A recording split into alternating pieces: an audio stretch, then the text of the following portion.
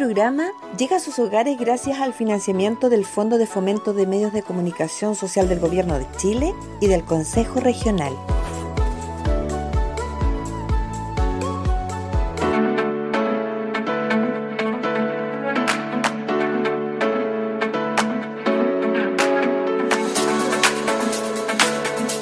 La señorita Consuelo Ruiz, psicóloga, junto a una destacada profesional del mundo de la naturopatía, terapeuta, una gran mujer, gran amiga por lo demás, Denise Ortiz en estudio 2 y 3. Adelante, Denise, bienvenido a Saludablemente Familiar. Hola, buen día a todos, buen día familia Puente Alto, Juan Carlos, Consuelo, y bueno, gracias al Ministerio de Secretaría General de Gobierno por permitirnos producir algo tan importante para la comunidad.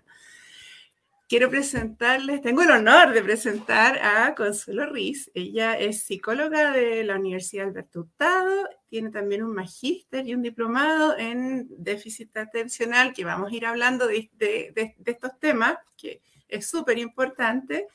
Y bienvenida, Consuelo, muchas gracias por aceptar nuestra invitación. Muchas gracias, Denise. Aclarar que el diplomado y el magíster es en educación en psicopedagogía y he tomado algunos cursos de déficit atencional y también agradecerle a ustedes por compartir este espacio. Estoy muy agradecida y contenta que se den instancias como esta. Muchas gracias. Bueno, nosotros hemos estado haciendo una serie de programas familiares y en este último tiempo lo que más nos ha importado justamente, que es lo que más nos piden los papás, era que nos preocupáramos de los niños. Y una de las cosas que a nosotros más nos compete, porque ya la semana pasada hablamos de neuroeducación con nuestro querido Juan Carlos, queríamos saber, porque existe un diagnóstico muy amplio en Chile, muy alta la tasa, ahí tú nos puedes aclarar, sobre el trastorno de déficit atencional. Entonces, partamos por el principio. ¿Qué se entiende por el trastorno de déficit atencional? Ya.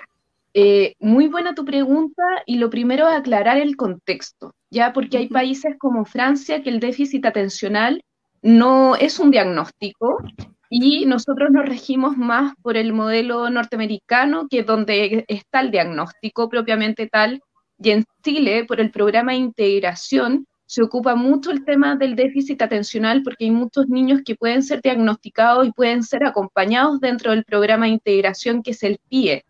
Entonces, ¿qué se entiende por el déficit atencional? El déficit atencional es un trastorno de neurodesarrollo caracterizado por la dificultad de dirigir y mantener la atención, de modular el nivel de actividad y moderar las acciones impulsivas, que genera un comportamiento de que no se adapta al niño, que es inapropiado para la edad y que afecta a todas las áreas de funcionamiento, dígase en el ámbito académico, en lo social, en lo familiar, y también afecta en su calidad de vida.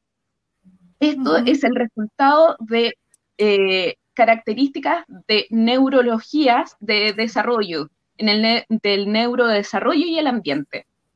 Perfecto. Porque todos dicen, no, mi hijo tiene déficit atencional o es hiperactivo y todo, ¿esto es igual para todos? ¿Hay distintos grados? ¿Hay mal diagnóstico? ¿Cómo podemos englobar esto? Mira, primero que todo, no se va a manifestar de la misma manera en todos los niños. Segundo, el DSM, que es muy ocupado por nosotros los psicólogos, que se diagnostica, en el DSM-4 antes se hablaba del déficit atencional antes de los 7 años. Con el DSM-5 se amplió hasta los 12 años. Desde los 12 años es ideal que ahí se empiece recién a diagnosticar. Y no es igual para todos los niños. Hay niños que van a estar súper tranquilos dentro de una sala de clase, pero no van a estar poniendo atención. Hay niños que necesitan moverse. No sé si han leído algunas noticias, pero en Finlandia, por ejemplo, tienen unas bicicletas que los niños pedalean con un banco. Entonces así ellos sacan toda la energía que tienen. Y lo que se ha visto ahora último es que las niñas, a partir de quinto básico, empiezan a manifestar el déficit atencional. ¿Y por qué? Porque en cuarto básico hasta cuarto los niños son muy acompañados, pero en quinto empiezan a ser más autónomos. Entonces, niñas en general que son más inactivas, no es como estas conductas disruptivas, no van a estar molestando, pero están como en su propio mundo, empiezan a bajar las notas. ¿Y qué ocurre? que los papás la hallan al psicólogo o al neurólogo, que es el que diagnostica el déficit atencional, y se dan cuenta que tienen un déficit atencional porque en el fondo siempre habían pasado, pero habían pasado de manera piola. Son las alumnas que tienen como un promedio 5, que no molestan. Entonces, no se da de la misma manera en todos los niños. Y no porque mi hijo sea hiperkinético o muy activo va a tener déficit atencional. Y no Ajá. necesariamente porque tenga una falta de atención va a tener déficit atencional. Perfecto. Cuéntame entonces, ¿a qué señales tenemos que estar atentos? ¿Cómo nos damos cuenta? Porque generalmente llega el informe, ¿no es cierto?, de la Ujú. tía del jardín, nos llama y nos dice, oye, esto. Pero nosotros en casa, ¿cómo podemos darnos cuenta que a lo mejor este niñito las niñas van en una dirección en la que están más volados, que están, como dices tú, en otro mundo? Y ahí a lo mejor, mira, yo no sabía que necesariamente no todos los hiperactivos iba asociado a un déficit. Entonces, ¿a qué señales podemos estar atentos? Mira, yo creo que tiene que hacerse de la manera más exhaustiva posible, completa posible.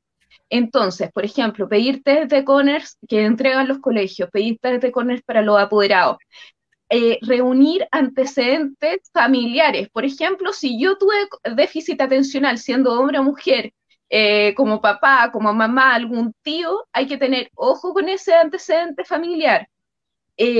También hay que descartar otro tipo de cosas, porque hay veces que los niños observan peleas que tienen los papás y su atención está en otro lado. Entonces, súper importante primero conversar con los profesores, estar atento en la familia, reunir los antecedentes familiares, ver también el psicólogo si cumple con las características de un déficit atencional, esto basado con el DSM-5 en estos momentos, llevarlo dentro a un neurólogo, porque él también va a indicar si necesita medicación o no.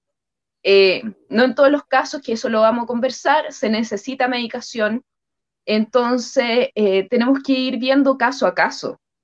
Si viene un diagnóstico que calza en muchos niños, tenemos que ver si efectivamente es así. Y otra cosa súper importante, Denise, hay veces que siendo más chiquititos, especialmente en prekinder, se pueden confundir tres diagnósticos. El tema de todo el espectro autista, ¿ya? Ujú. El tema de integración sensorial, que a veces también tiene muchos temas relacionados con déficit atencional y el déficit atencional. Y un diagnóstico con otro son muy distintos. Entonces, muy importante lo que tú dices de señalar las características. Y para eso, el psicólogo tiene que ir viendo área por área con el DSM-5 si cumple con estos requisitos y pedir toda la información a los apoderados, al colegio, contar con un informe y no llegar y diagnosticar.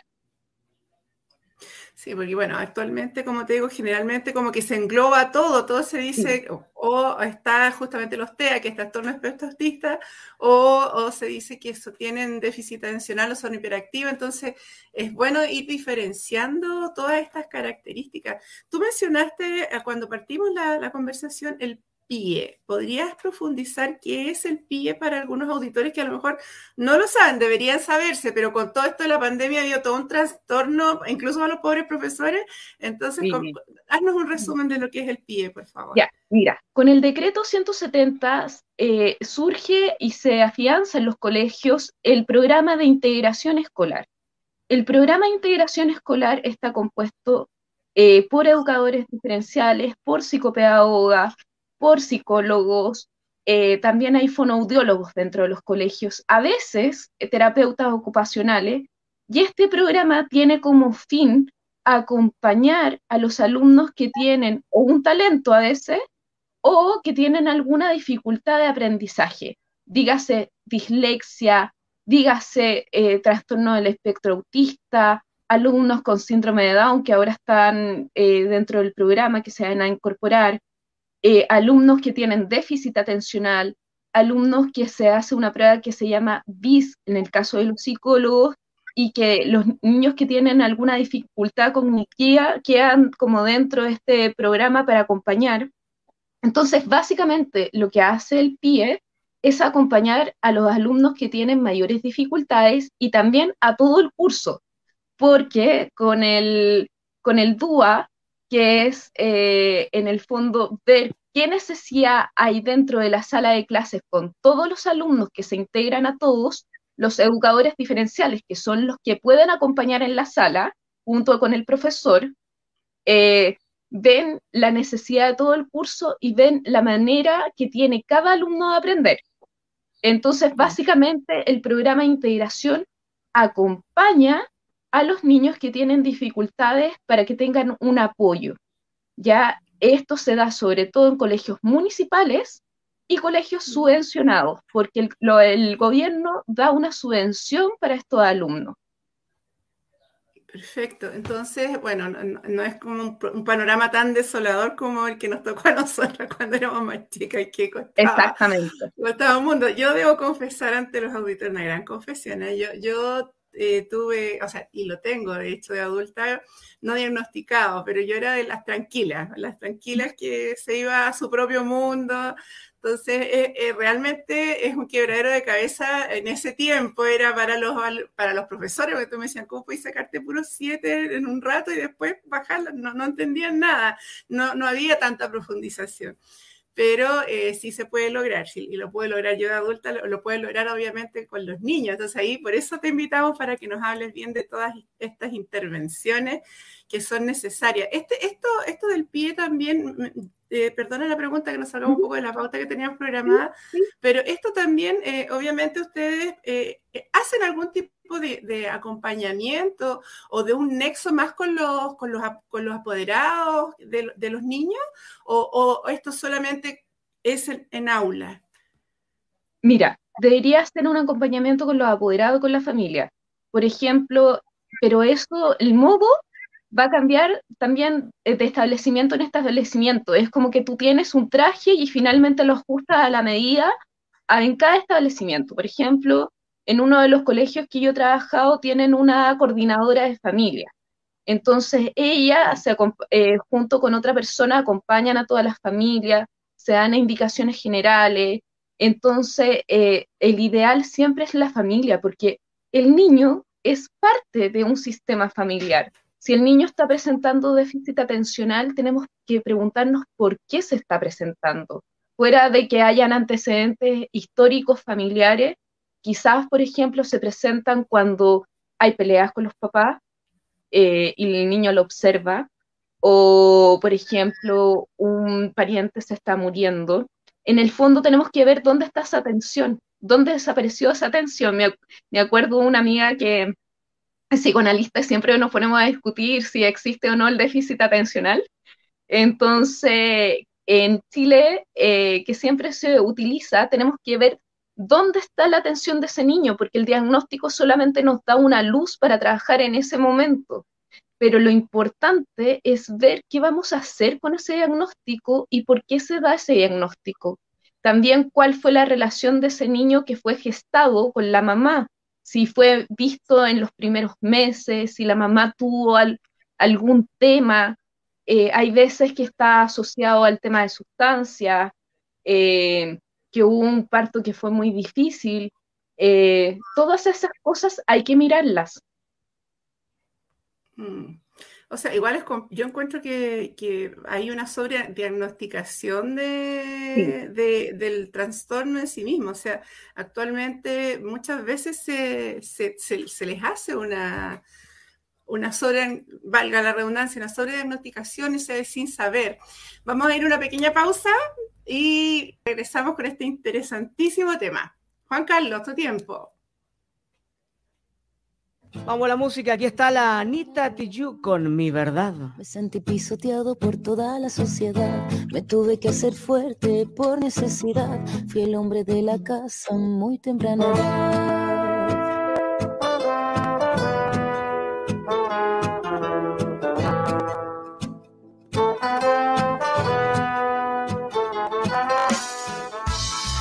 Que nací conocí la necesidad, mi corazón descalzo se perdió en la ciudad, de mis suelas gastadas de tanto caminar, aprendí de la vida, la calle y su soledad, y es que todo lo que tengo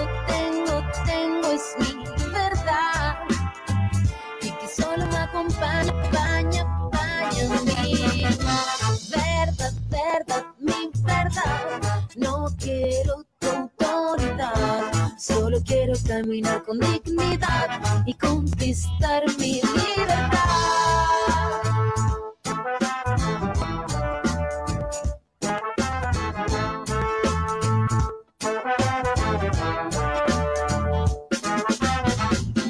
Mi gente de pie en sequedad y tempestad, los ojos de mi barrio se llueven en humedad. Contra viento y marea creamos humanidad, en contra del silencio rompiendo la frialdad. Y es que todo lo que tengo es mi verdad, y que solo me acompaña mi verdad, mi verdad. No quiero autoridad, solo quiero caminar con dignidad y conquistar mi libertad.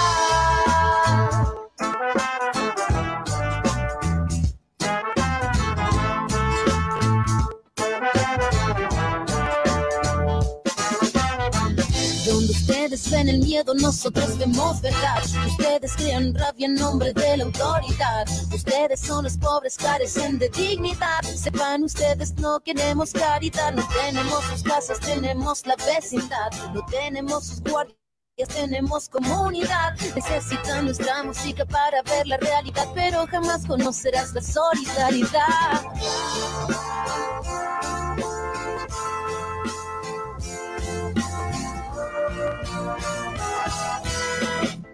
Desde que nací conocí la... Ahí estaba la Anita Tijoux, mi verdad. Estamos en tu programa saludablemente familiar, que llega gracias a sus hogares, gracias al Ministerio de Secretaría General de Gobierno y el Fondo de Medios, año 2000. Estamos en el 2021, mira, yo también tengo problemas de atención. Sí, los papás nos preguntan, señora Mariana González, ¿cómo saber si yo a la edad que tengo, más de 40, tengo problemas de atención? ¿Y cómo reconocer en mis hijos si ellos están pasando por un episodio relacionado con la atención? ¿Es verdad que uno si está en A y no puede estar en B? ¿Existe la atención plena y completa? Me preguntan. Vamos al estudio 2 y 3. Adelante, por favor. Buena pregunta. Sí, después de después de los 40 sí se puede. O sea, yo lo hablo a título personal. Aquí tenemos a la experta que nos puede confirmar, pero sí se puede, y desde también se puede apoyar desde las terapias complementarias, que es el área que yo manejo. Se puede apoyar también con alimentación y con algunas otras cositas que nosotros ayudamos, que son suplementación, terapia floral de Bach, homeopatía, cosas muy amigables, y también es un proceso que requiere apoyo. Consuelo, sigamos profundizando en esta pregunta, pues después de los 40 ¿se podrá? Mira, demasiado buena la pregunta, y acá también la Denise es experta, así que sí se puede diagnosticar ahora. También hay que preguntarse el tipo de sociedad que vivimos, porque cuesta mucho la conexión con uno. Tenemos todo para no estar conectados. Tenemos el celular, tenemos los computadores, todas las redes sociales. ¿En qué momento realmente nos conectamos en el aquí y el ahora con nosotros? Porque además las pantallas no ayudan a esta conexión en el estar en el aquí y el ahora, porque uno siempre está como...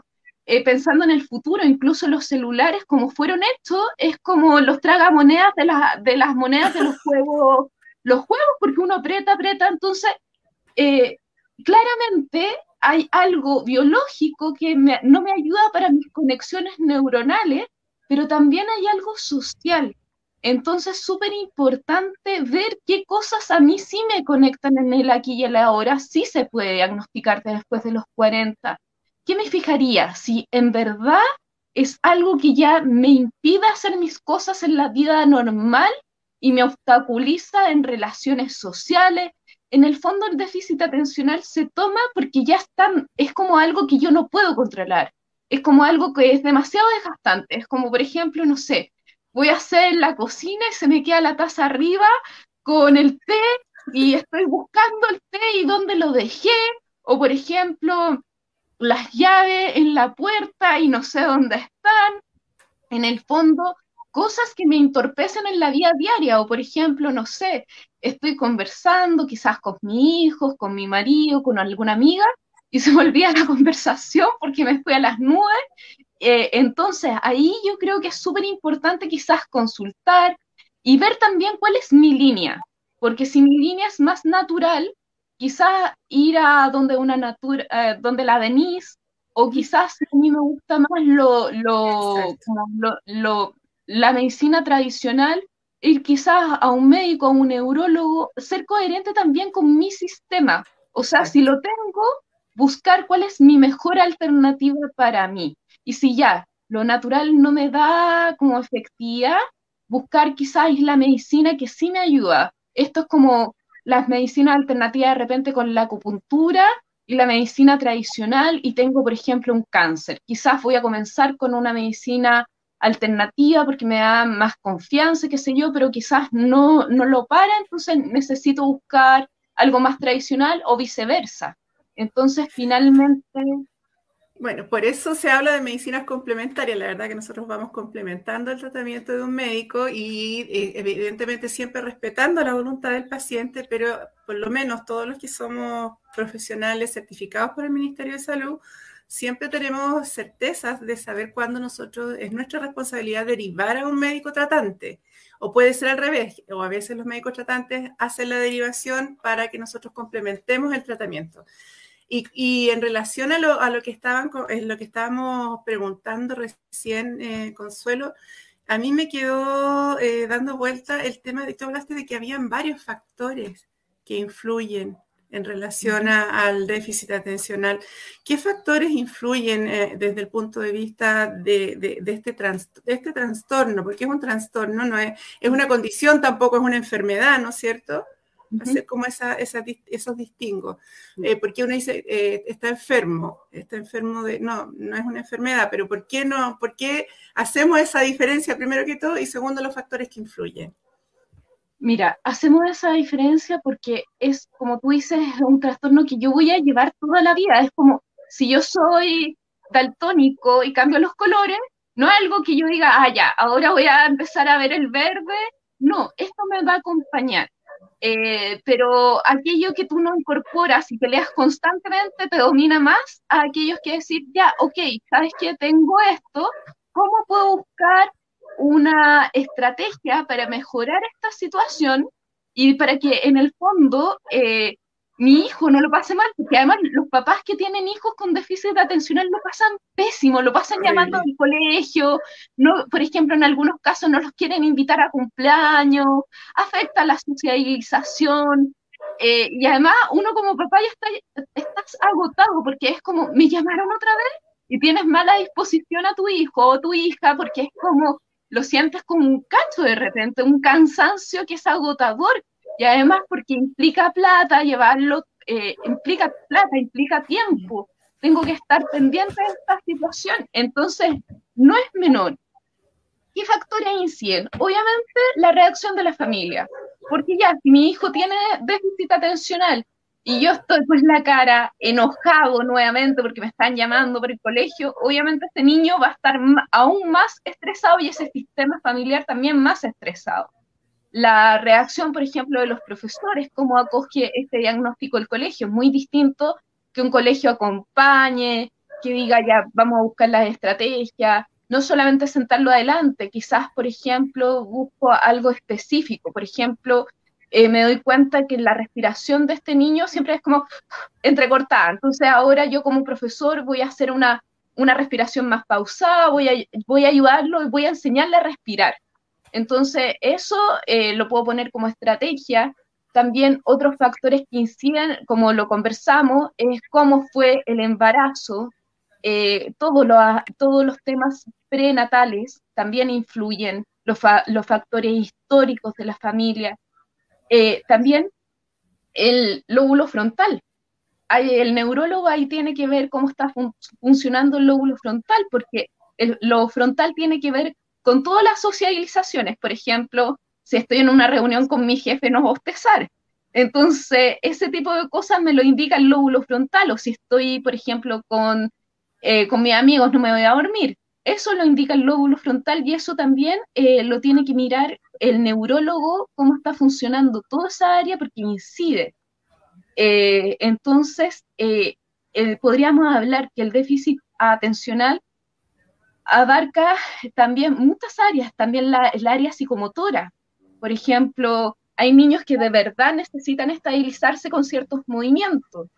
Entonces también hay que enseñarles como eso, reeducarlos y aceptarlos también. Porque si yo sé que con una pelota la aprieto y estoy como más tranquilo, quizás esa va a ser mi técnica. Ok. O sea, aquí evidentemente es factores fisiológicos, emocionales, familiares, entorno. Y yo quisiera agregar que también influye mucho la bioquímica desde las cosas más básicas. Sí. No estamos solamente hablando de alimentación, que nos hemos extendido bastante en ese tema en este programa, pero también influye mucho, por ejemplo, si están los niños expuestos a factores ambientales, si no tienen el mismo desarrollo los niños que viven, por ejemplo, al lado de una fábrica que los que viven en el campo, ¿ya? Porque sí, ahí hay xenobióticos, o sea, productos externos que se absorben, que producen a saber sus subproductos que se depositan en estas neuronas y que hacen que haya una alteración tanto del movimiento, de los procesos cognitivos, con cosas tan básicas, por ejemplo, como los champús, los bálsamos y todas las mamitas, que los niños estén ricos, perfumaditos, bonitos, pero, por ejemplo, las pinturas, incluso las pinturas de niñitas, los colorantes, bueno, todo lo que tiene que ver con perfumes, todos los productos sintéticos se depositan a nivel sanguíneo, pasan la barrera cutánea y también se van depositando en el cerebro porque el cerebro también está compuesto de mucha grasa y ahí se va quedando y también va generando. Entonces, el consejo acá es que ojalá ocupemos las cosas más simples, el champú más neutro posible, con menos aroma, con menos colorante, menos glitter, menos.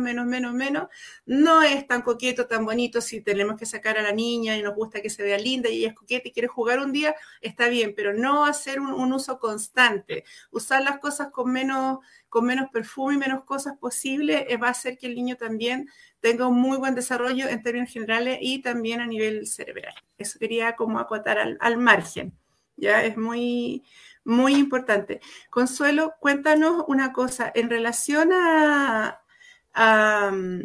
esto de que yo noto que hay una sobremedicación. A lo mejor estoy súper errada, pero tú estás más en el área chica que llamo yo.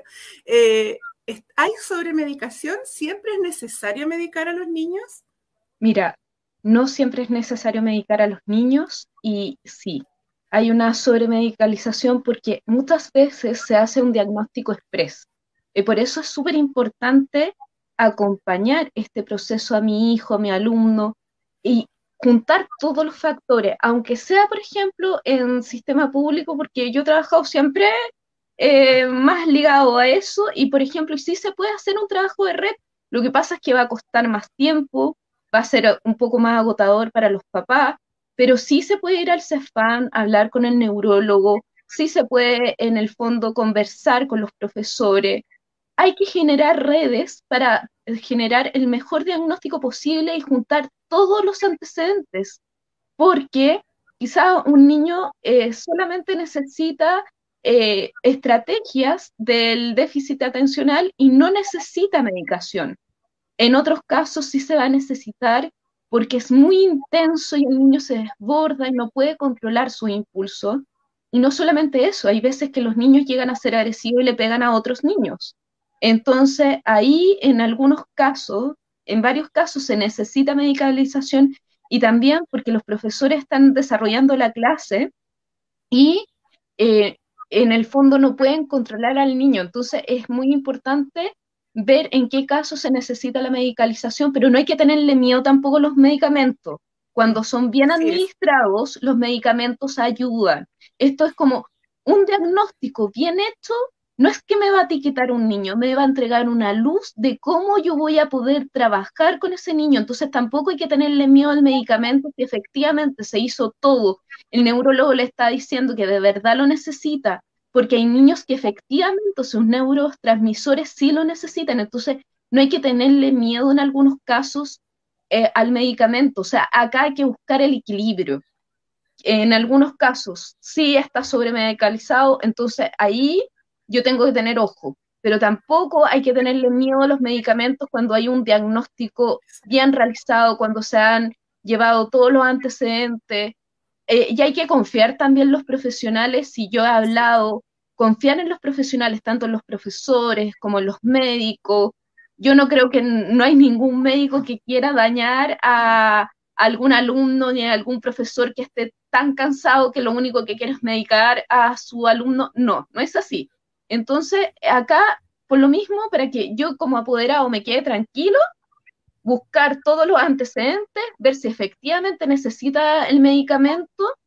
En algunos casos, idealmente que no fuera así, porque también, pues, como tú lo has dicho, se pueden ocupar flores de Bach. Yo he conocido muchos casos así que han cambiado también el tema de la nutrición, porque también ahí hay un tema, lo que dices tú, de los productos, los champús. Efectivamente, eso está en boga, porque hay diagnósticos que son según la época, por ejemplo, la alergia alimentaria, pero ahí nos iríamos para otro tema, pero en el fondo también nos tenemos que ver en la época que estamos. Entonces el déficit atencional obviamente va a ser muy en boga porque estamos en una sociedad inatenta, que no nos conectamos con nosotros mismos, que estamos pegados a las pantallas y que estamos buscando, nuestro cerebro está buscando recompensa todo el momento, en todo rato. Entonces, no quiere decir que yo voy a tener déficit atencional, pero sí voy a tener un tema de inatención por todos los factores que estamos manejando. Perfecto. Vamos a ir a una pequeña pausita y volvemos. Juan Carlos, tu tiempo.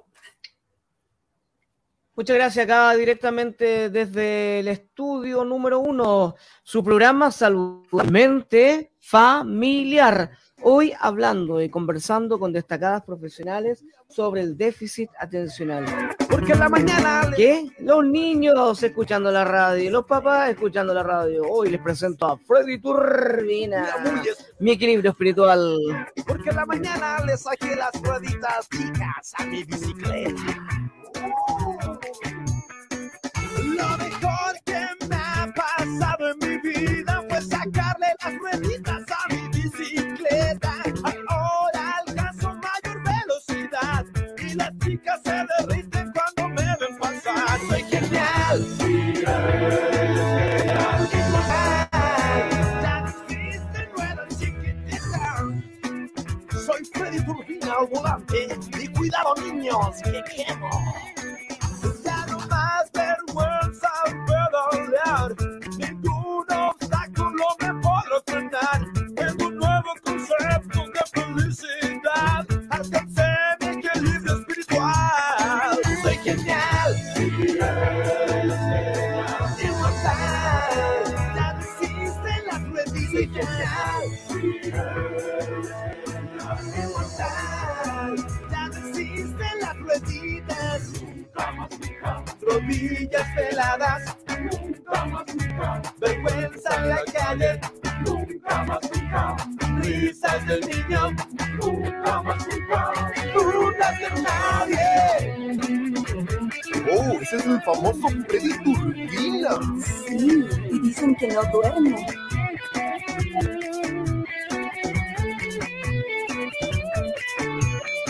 Soy genial.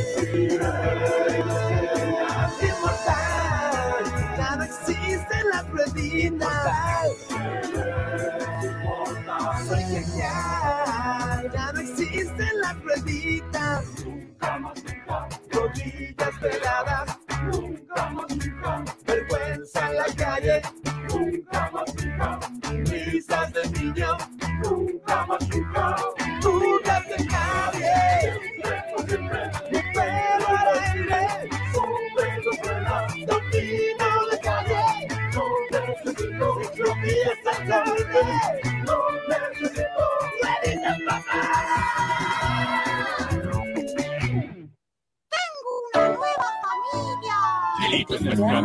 Llega a sus hogares gracias al financiamiento del Fondo de Fomento de Medios de Comunicación Social del Gobierno de Chile y del Consejo Regional.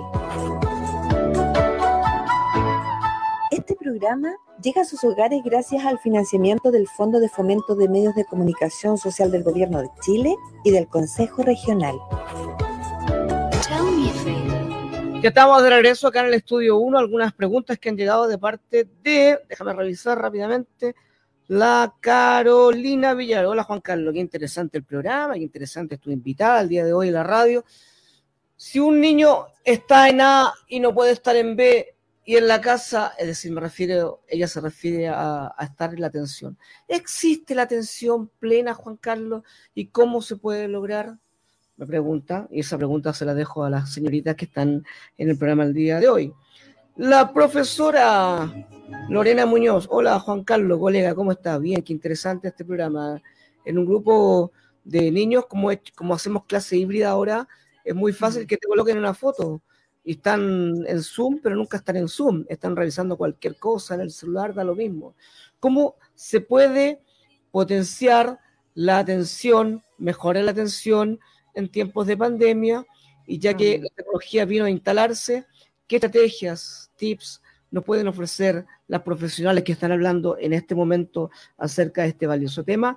Vamos al estudio 2 y 3. Bueno, sí, en el programa pasado nosotros hablamos de lo que era neuroplasticidad. Juan Carlos, él es experto en neuroeducación. Como saben, en este programa somos fan de la educación y de que nuestros chicos saquen todo su potencial adelante. Y justamente se mencionó lo que es la atención plena. Me gustaría justamente preguntarte, en relación también a la pregunta que nos hicieron, ¿qué experiencia tienes tú con el desarrollo de atención plena, mindfulness o meditación para los que somos chilenos? Y ¿cómo justamente yo veo también para los profesores es terrible esta situación, porque tienen que estar atentos de los alumnos en el aula, más hacer rendir a los que están sin ir y no están, literalmente no están. Entonces, ¿cómo podemos ayudar ahí? Lo primero, ¿nos sirve el ejercicio de meditación? ¿Realmente existe? ¿No existe? ¿Qué pasa ahí? Mira, yo creo que la atención plena se puede lograr una vez que yo tengo mis necesidades básicas cubiertas. Y lo digo con conocimiento de causa, en el sentido que a mí me gusta mucho el mindfulness, siento que es una gran herramienta, que suene... El mindfulness, como tú lo mencionaste en algún programa que yo te vi, nace, ¿no es cierto?, de los monjes budistas con Joe Kansing, que es un gringo que se da cuenta que los monjes budistas meditan y que con eso bajan los niveles de estrés, de ansiedad, y él armó un programa 8 semanas y le puso mindfulness como buen gringo que le ponen nombres bonitos, entonces atención plena. Con esto empezó una serie de talleres, también hay institutos que se dedican a esto, universidades que estudian el tema de la atención plena. Mira, si uno tiene las necesidades básicas cubiertas, te pueden servir los ejercicios de respiración. Pero si tienes un alumno que tiene violencia intrafamiliar, si tienes un alumno que está pasando hambre, literalmente, porque en situación de pandemia eso lamentablemente ha ocurrido, lo primero que tienes que hacer, y aunque suene básico, porque a mí me ha pasado que yo no me fijé en uno de los, tratando de hacer atención plena, era un caso X que está con una necesidad grave, entonces primero hay que cubrir la necesidad grave y urgente. Por ejemplo, si no están comiendo, el tema de la alimentación, ver que los factores familiares primero, y una vez que tienes como la necesidad básica cubierta, ahí puedes hacer los ejercicios de respiración. Hay alumnos y profesores que se van a acoplar con este sistema, pero hay otros que no les va a hacer sentido, porque esto también es como, no es solamente una herramienta, hay una filosofía detrás de esto, entonces hay que ser súper coherente y ver si efectivamente a mí me sirve. Yo encuentro que estamos en una sociedad, y lo digo así, que es súper difícil tener una atención plena, porque siempre la cabeza se me da para el pasado, para el futuro, estoy como con muchas preocupaciones. ¿Cuál es tu gran aliado? El cuerpo. Entonces, los ejercicios de respiración me van a servir porque el cuerpo se va a ir relajando. No es que la mente va a dejar de pensar, no es que yo me voy a quedar en blanco como un monje budista, ojalá pasara eso, pero lo que yo conozco y practicando también un poco, nunca me ha pasado. Ya, por lo menos a mí, no sé si la Enix te ha pasado, a mí no me ha pasado, pero sí me ayuda para calmarme. Una vez a un grupo de actores le hicieron ejercicios con una profesora de yoga y querían hacer imaginerías, ponte tú, para llegar como a la emoción de la tristeza, la alegría, qué sé yo. Y la profesora de yoga le dijo, ¿para qué? Lleguemos a través de la respiración. Entonces hay cierto como respiraciones que te van a angustiar, hay ciertas respiraciones que te van a calmar, hay ciertas respiraciones que te van a ayudar. Entonces, siempre y cuando yo tengo que ver primero, no todas las técnicas y no todo lo que esté de moda me va a servir para todos. Entonces, tengo que ver primero, por ejemplo, si estoy trabajando con un curso, si esa técnica me ayuda específicamente para ese curso o para ese alumno, ¿ya? Entonces, sí, te puede servir. Por ejemplo, hay una holandesa que tiene un libro que se llama Tranquilo y atento como una rana, que es para contexto educativo, donde hay 12 meditaciones que tú puedes hacer, tanto en la casa con tu hijo, con tu hija, con tu sobrino, o por ejemplo en clase también. Ya, pero para eso, primero yo como profesor, yo como educador, yo como papá, lo tengo que practicar para poder enseñar a otros, porque si yo no lo hago, cae finalmente en la teoría.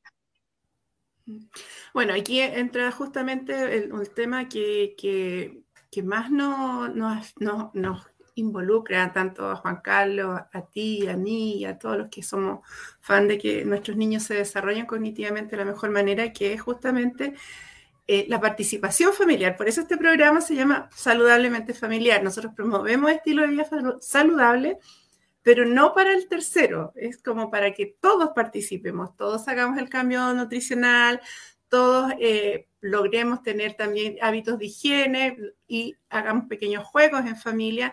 ¿Qué herramientas le podemos dar a estas familias y decirle? Porque en un programa pasado enseñamos un ejercicio de respiración cuadrada que se llama aprender la respiración abdominal, pero ¿qué otras cosas crees tú como podemos motivar también? Porque los papás es como, ya vaya al colegio, están tan metidos también en su tema de trabajo, el teletrabajo, o gente que no tiene trabajo derechamente, que eso también es muy estresante. Acá nosotros tenemos una comuna enorme, tenemos distintas realidades, no todos están con trabajo, no todos tienen sus necesidades básicas cubiertas, como tú lo mencionaste. Entonces, ¿con qué herramientas podemos empezar? Uno, para bajar el nivel de estrés en este hogar y también favorecer, porque es como... También existe como la súper esperanza de que este niño sí va a salir adelante, que es súper válido y es necesario, él nos va a sacar adelante, él va a estar bien, pero yo no estoy. Entonces, ¿cómo podemos hacer algo? Sé que da para un programa entero este tema, pero ¿cómo redondeamos esto, Consuelo?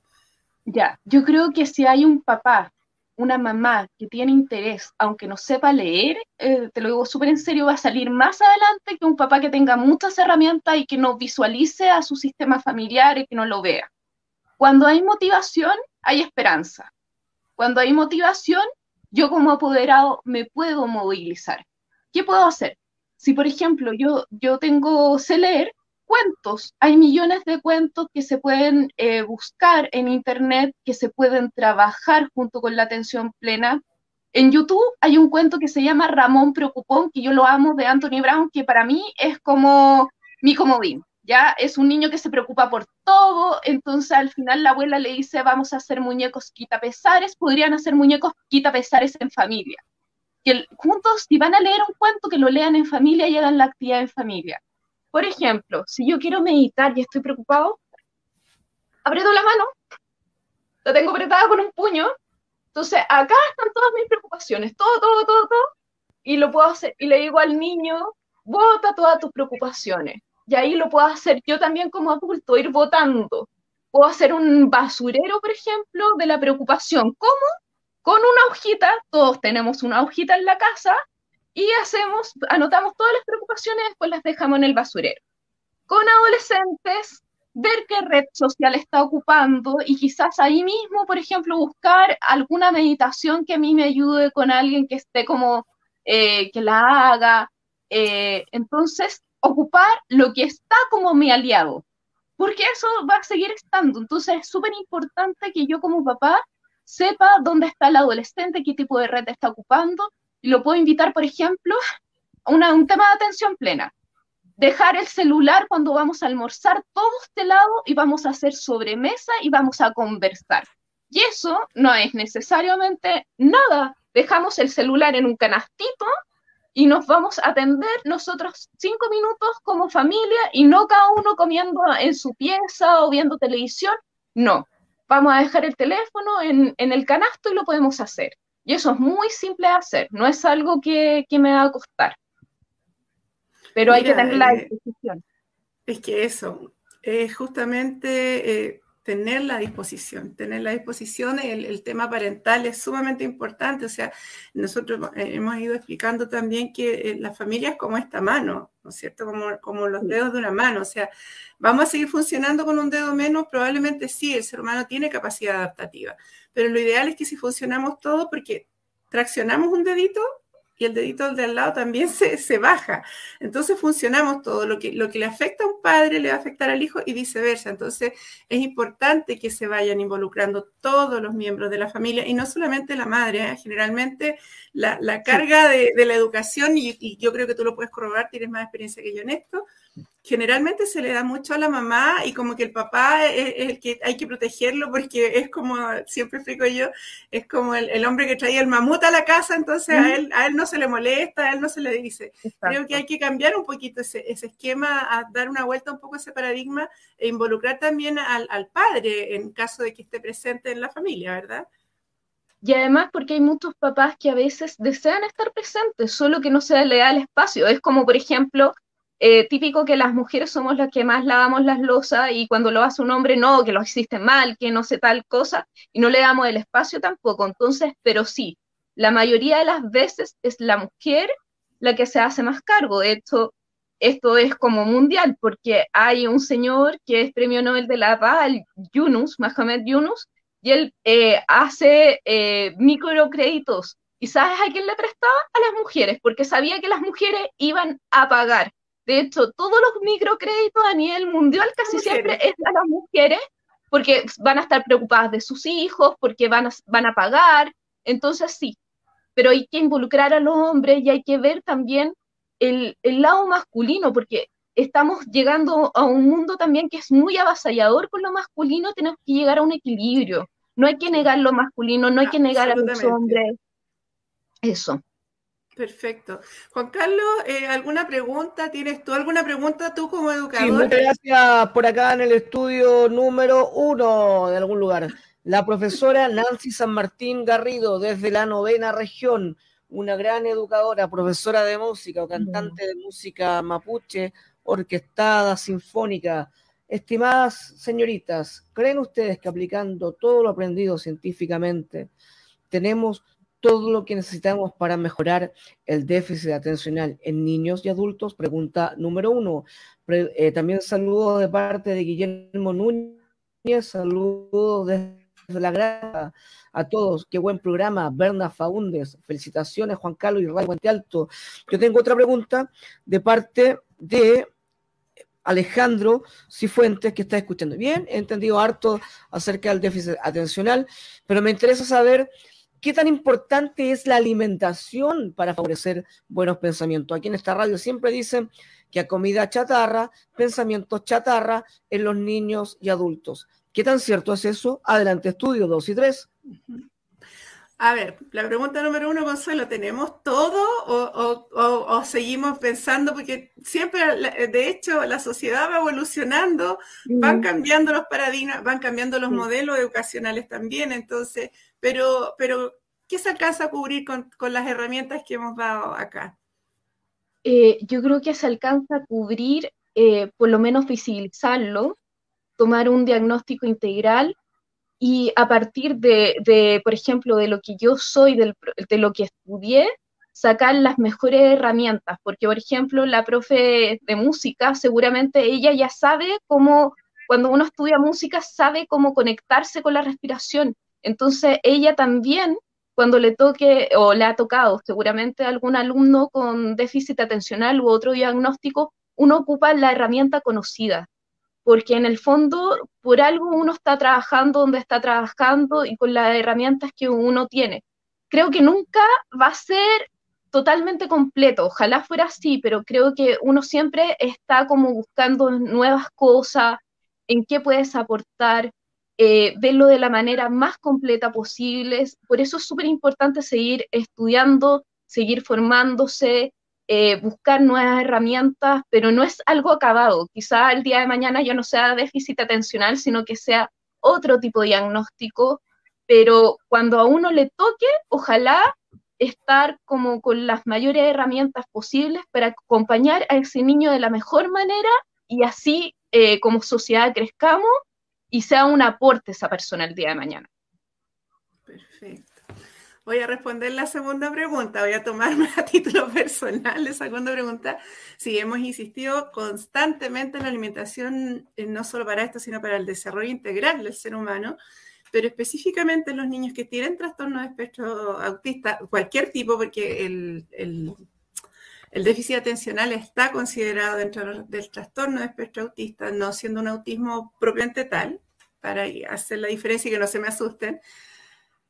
Hay una bioquímica. Nosotros tenemos principalmente la microbiota intestinal, que es la que produce o la que reduce esta cantidad de alimento, y la que dice, esto se va, haciéndolo súper corto, esto se va para tal parte, esto para acá, hace muy chiquitito estas partículas y genera que exista también un aumento del sistema inmunitario y se produzcan unos subproductos a su vez, que son los que van a generar que exista una buena conexión neuronal. ¿Ya? Entonces, si nosotros tenemos alimentación rica en ácidos grasos esenciales principalmente, donde no haya muchos colorantes, evidentemente esta microbiota va a estar feliz, contenta y en equilibrio. Lo que hemos mencionado en todos los programas, Consuelo también lo mencionó, tenemos que buscar un equilibrio. El principal equilibrio es el equilibrio intestinal. Una vez que eso está en equilibrio, que existen las bacterias que nos generan un bienestar, porque no existen bacterias buenas ni malas, sino que si están en mucha cantidad algunas, van a comer y van a consumir, sobre todo las que les gusta el azúcar, las cándidas principalmente, y algún tipo de parásito, que es un tema larguísimo. Ellas, igual que nosotros, en buen chileno, comen y cagan en nuestro intestino. Y esa, es que es así, no me gusta entrar en tanto eufemismos, en realidad es así. Y esos subproductos son los que producen lo que se llama la neblina mental, o también producen una hiperactividad en niños que tienen hiperactividad. Un ejercicio sencillo, como en el que nosotros nos podemos dar cuenta cómo funciona esto, es que estamos súper acostumbrados a darle el yogur a los niños, porque viene listo, porque es rico, porque es llena y porque quedan contentos. La verdad es que el famoso yogur de supermercado no es la mejor alternativa, pero si usted quiere probar o dele la galletita, dígale, hazme un dibujo, el texto funciona muy bien en niños muy pequeños, hazme un dibujito, una casa. La casa con el papá y la mamá, que es el dibujo clásico.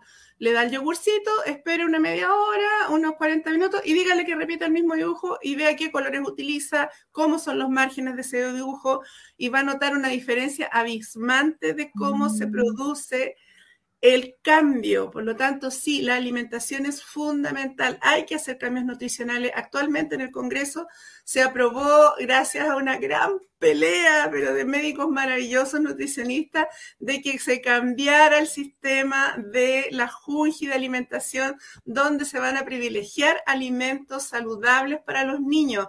Y aquí el llamado es a que los papás no boicoteen este tremendo programa. O sea, ¿a qué me refiero? No le mande galletita, no le mande el juguito, no le mande la bebidita. Va a ser pataleta al principio, pero se va a dar cuenta que va a ser un beneficio para usted, papá, para el bolsillo también del papá, y va a ser un tremendo avance. Ya van a tener por lo menos la comida principal y los desayunos equilibrados, donde van a notar que van a haber unos cambios. Esto se ve en el mediano plazo, ni siquiera un plazo tan largo.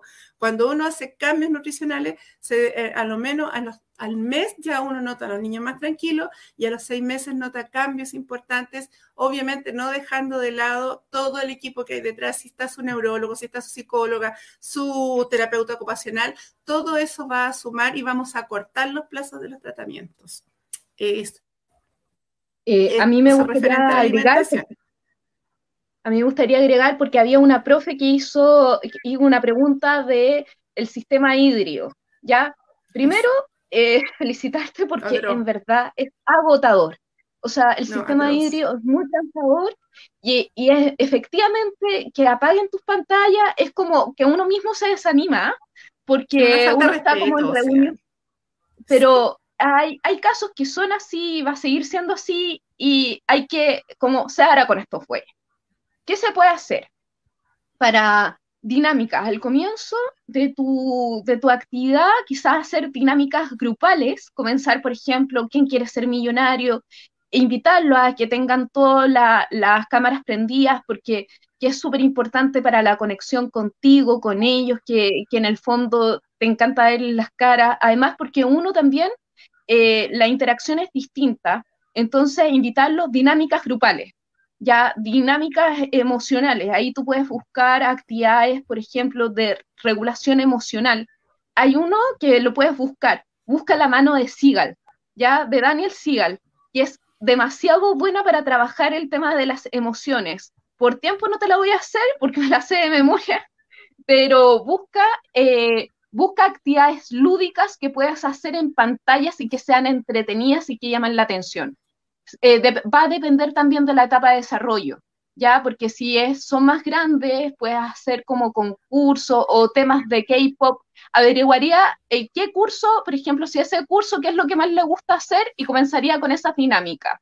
Si son más chiquititos, por ejemplo, les puedes hacer ejercicio de respiración con el frasco de la calma, búscalo también por YouTube, que María Montessori lo tiene y que es maravilloso y además los puede invitar a hacerlo. Entonces, yo buscaría actividades lúdicas, los trataría de encantar, aprender las pantallas y también vería mis fuerzas reales, o sea, si esto lo puedo hacer una vez a la semana, 2 veces a la semana, porque también es súper importante tu autocuidado, que no te dé burnout, que no te quemes. Entonces, qué es lo que yo puedo cumplir, cuáles son las expectativas reales, no mi ideal, sino que cuáles son mis expectativas reales como profe, cuánto puedo cumplir, qué es lo que puedo hacer y cuál es el tiempo real que tengo, porque también es súper importante que tú te cuides, porque en la medida que tú te cuides a tu alumno, pero si tú te quemas con burnout o con cualquier otra cosa, va a ser muy difícil. Perfecto. Consuelo, nos quedan solo 5 minutos de programa y no quiero dejar pasar preguntarte qué tanto influye la violencia a las que están expuestos los niños, tanto a nivel virtual, juegos, digamos, de computadora, y también el entorno, qué tanto influye, porque tenemos también una tasa lamentablemente tenemos el triste récord de la peor salud mental en niños en nuestro país. En Latinoamérica. Sí, tal cual. Y ha aumentado cualquier cantidad los índices de suicidio, especialmente entre adolescentes, sí. Influye demasiado. O sea, la violencia nunca es buena, es justamente no poder controlar mi autorregulación emocional. Entonces, si nosotros trabajáramos la autorregulación emocional desde que somos chicos, la violencia no se expresaría de la manera que se expresa, porque finalmente la violencia es una rabia que no se puede controlar, una rabia exacerbada. Y esas huellas van a quedar durante toda la vida. Si un niño ve a sus papás pelear y pegarse, va a ser la manera que él entienda de manera natural relacionarse. Y lamentablemente Latinoamérica y Chile somos un contexto violento, o sea, ver femicidios todas las semanas de cómo se mueren mujeres, nos habla de un contexto violento, que esté naturalizado, que estemos acostumbrados a eso es otra cosa, pero la violencia no es algo natural, no es algo propio de nosotros, de los seres humanos, y sí influye en el aprendizaje. Si un niño ve violencia, va a crecer más el tema de la amígdala, que está relacionado con lo emocional, y esto lo habla una española, la María José Estapé, que es muy buena si la quieren seguir, y no se va a poder desarrollar la otra parte de neurodesarrollo del niño, porque va a estar mediado por el miedo. Si yo estoy mediado por el miedo, porque mis papás no peleen, porque estoy viendo que todo el día mi papá pega, o puede ser la mamá también, o algún familiar, por ejemplo, que esté relacionado con otro tipo de cosas, obviamente el aprendizaje va a pasar a segundo plano, porque yo voy a estar paralizado. Y lamentablemente que si eso no se trata a través de alguna terapia o algo o otros temas, como adulto se me va a afectar, porque no me va a dar libertad para actuar. Ya, es un temazo, porque en realidad igual, a pesar de que ha cambiado harto el paradigma, como que todavía existe así como, lo hablamos en la clase pasada con Juan Carlos, que eres tonto, ¿por qué no hiciste bien las cosas? Lo único que tienes que hacer es estudiar y yo me saco la mugre trabajando y bla, bla, bla. Como que no es la manera más sencilla de motivar a un chico para estudiar, ¿verdad? Sí. Consuelito, queda solamente un minutito de programa. Me gustaría que nos dijeras alguna palabra al cierre, algo que nos dé ánimo, alegría y agradecerte infinitamente, por supuesto. No, yo le agradezco a ustedes. Yo creo que estamos en un momento, las crisis, como decía Albert Einstein, son momentos para reflexionar y sacar lo mejor nuestro. Yo creo que estamos en un momento crucial en donde la educación es fundamental y no nos quedemos como en la tristeza ni en la melancolía. Motivémonos, avancemos. Sé que es difícil trabajar en contexto educativo, pero de verdad es transformador. Y ver a nuestro alumno o alumna con una sonrisa porque lograron algo, porque están contentos, creo que ya con eso tenemos el cielo. Así que quedarnos con lo positivo, no con esta positividad tóxica, pero sí darnos cuenta del vaso medio lleno y los milagros cotidianos. Eso. Muchas gracias, Consuelo. Gracias a todos los que se conectaron hoy día. Gracias a Juan Carlos por abrir este espacio, sobre todo que nosotros somos muy fan de nuestros niños, muy fan de la educación y bueno, desearles un buen día, sabiendo que siempre los recursos van a quedar grabados en todas las redes sociales. Tenemos también una página web, saludablementefamiliar.cl, para que podamos descargar algunos recursos y vamos a ir subiendo alguna información. Sus preguntas, por favor, a la fanpage y todas las redes. Vamos a estar atentos. Muchas gracias. Que tengan muy buena tarde. Juan Carlos, un placer haberte saludado hoy día. Muchas gracias, que tengan un lindo día y muchas gracias a la profesional que nos acompañó el día de hoy. Una extraordinaria presentación. Muchas gracias. Saludablemente familiar. Se pasaron. Salud para todos. Gracias. Chao, chao. Muchas gracias. Se pasaron. Chao, chao. Que tengan un lindo día. Igual. Chao.